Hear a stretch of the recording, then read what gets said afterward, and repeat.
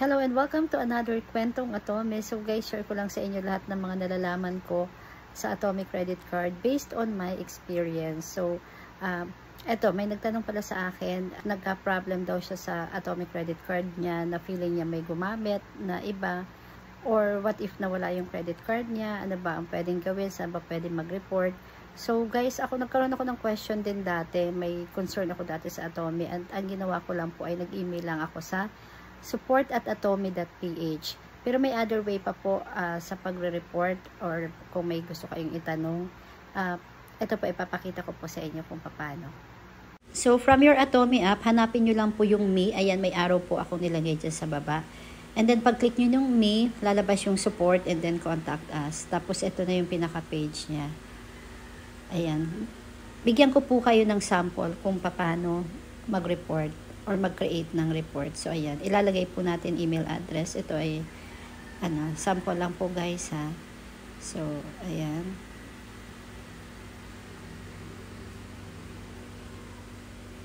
Okay. So, service type. Siyempre, yung Atome card nyo. Kung yung Atome card nyo ang may issue. So, yun ang sample natin. Yung Atome card ang may issue.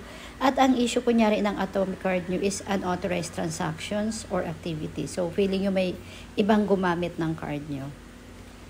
So, itong report kunyari ay wala ka naman sa store talaga. So, no lang ang ilalagay nyo dyan sa are you currently at the merchant store? No lang. So, naka-disable yung select order dahil wala ka naman sa store. And then, subject, itatype lang natin yung unauthorized transaction.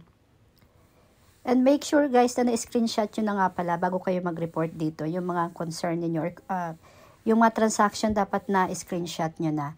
And then yung message, ayan lang, itatype nyo lang, hi, I would like to report an unauthorized transactions. Tapos ilagay nyo lang yung details, kunyari, kung magkano yung amount ng unauthorized transaction at yung date kung kailan yon.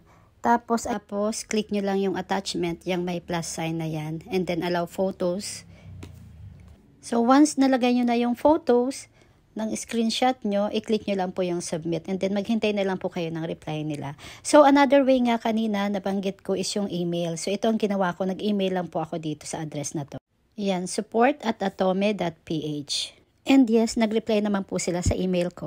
So yun lang guys, I hope nakatulong ang aking munting tutorial.